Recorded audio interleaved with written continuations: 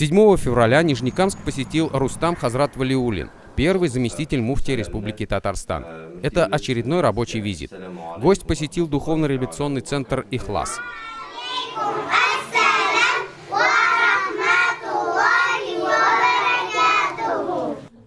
Затем он посетил центр «Ихсан» и совершил полуденный намаз с нижнекамцами. После этого была организована встреча с имамами Нижнекамского района. На этой встрече Рустам Хазрат в течение часа рассказывал о важности главной книги мусульман, о том, что Коран необходимо изучать и чтить. Традиционно в конце встречи прозвучали вопросы, на которые Рустам Хазрат дал исчерпывающие ответы. В интервью столичный гость сказал, что приезд его во многом вызван желанием помочь поддержать молодого мухтасиба Нижнекамского района Салиха Хазрата, который недавно в этой должности и у него много перспектив.